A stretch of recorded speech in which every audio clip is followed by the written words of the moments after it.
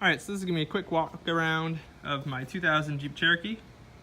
This Jeep was built for kind of light off-roading, overlanding, car camping. And so we're just going to give you a little bit about it.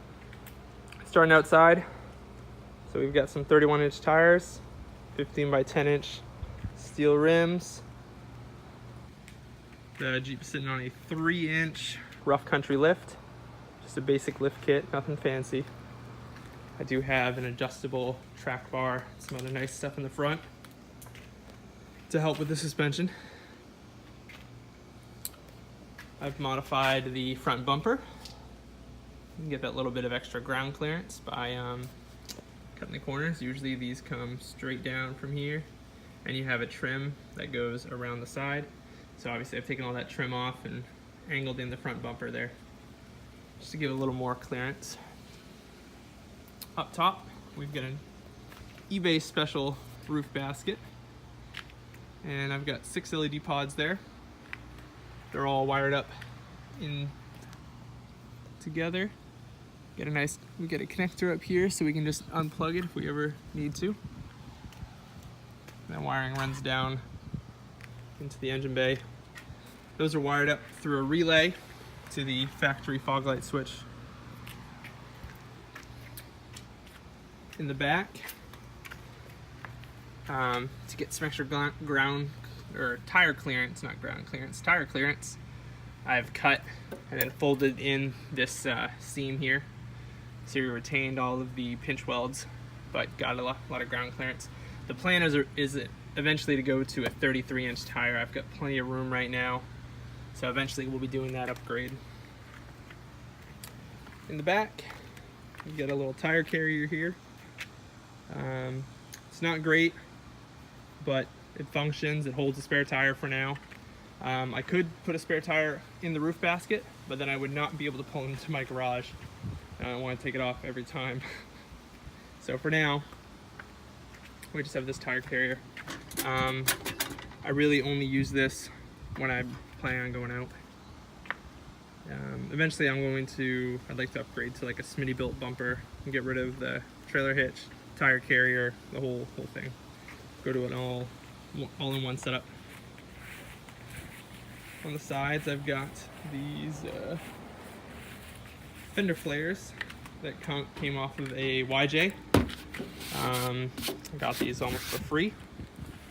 Fronts, I think, came out pretty good. Front fender's been trimmed also, a couple inches. The rears don't look great, but they function. I've cut it so that we can still open and close the door. They function. So in the front here, front doors, so we've got the nice tan leather interior and door pockets. So Cherokees, unless they were the upper trim models, did not come with door pockets. So this one was a limited.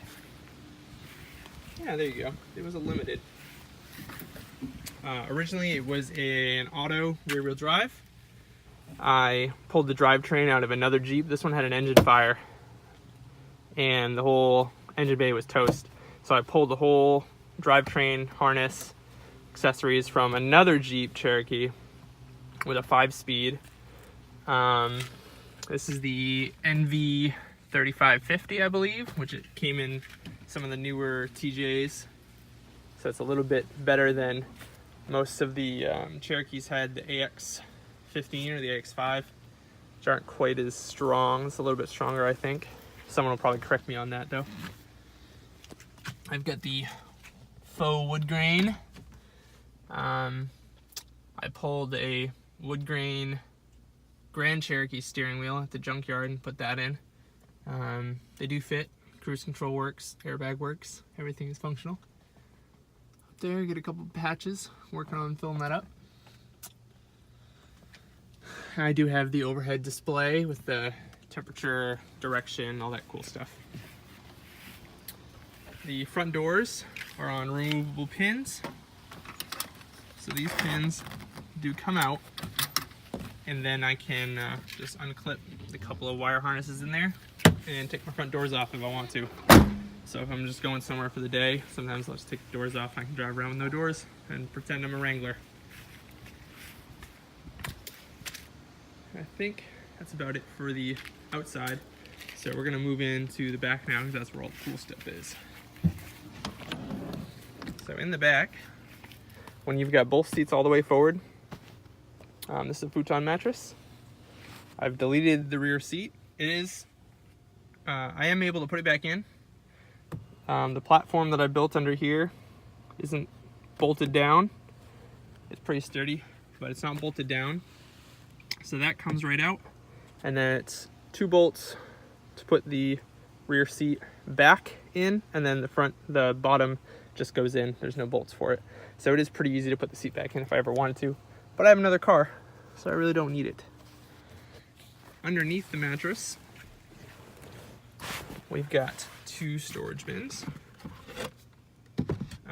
So these are magnetic strips so that this can just go back in, and it kind of holds itself in place. It's not super strong, but it does the job, especially with the mattress on top of it.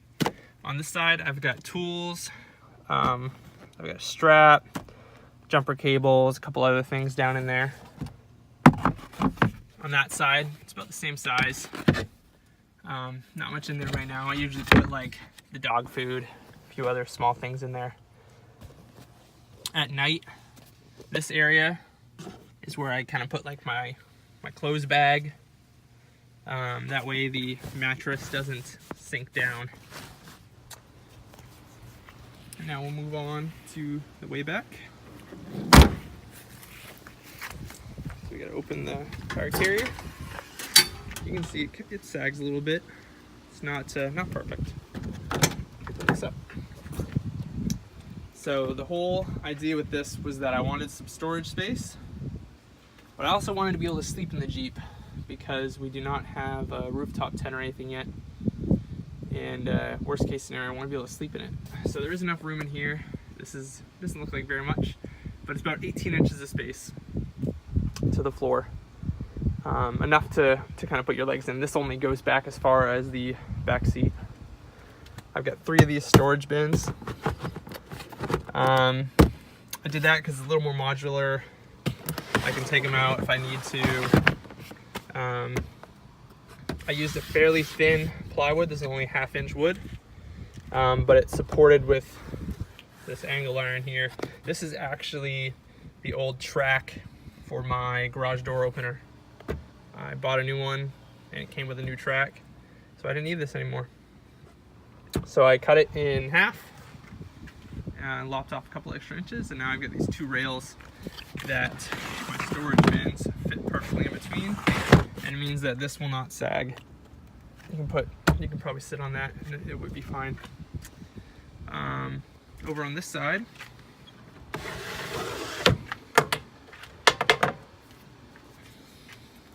this is my little pull-out stove table, kitchen area. Again, I just used 1/2 inch wood. It's not the sturdiest, so I added this support here so that I don't have to worry about the weight. So this is about the right size for a Coleman stove to sit on. It's a good little prep space, so I can do kind of my cooking here. These bins usually come out and get used as a table, so I can pull those out, use them as a table. You can see this one definitely got used as a table on our last trip. And then do all my prep work up here and then cook right here. So that works out pretty well. This has just been bed lined. Same with the bumpers and everything. But this just folds up. So my leg folds up. And then slides back in. The leg is just held up by a little piece of metal strapping. I think I'm gonna get some kind of a elastic system. It'll probably work out a little bit better. But for now, at least it holds it up. And that's it. So that is my Cherokee built for overlanding. Like I said, eventually I'd like to upgrade both bumpers, not just the rear bumper, but the front bumper as well. because these stock bumpers aren't made for a whole lot, and I'd like to get a winch eventually. But winches are expensive. I'd also like to get some sliders. I don't plan on doing a lot of heavy off-roading, but it'd be nice. And eventually, if we upgrade to a rooftop tent, then the back of this would probably become a drawer system. Probably keep that storage on top. I like being able to see out the back window, but a drawer system, and then probably in the back seat area we'll put a fridge. Maybe that'll go back here. I don't really know. So for now, that's what we got. Thanks for watching, guys.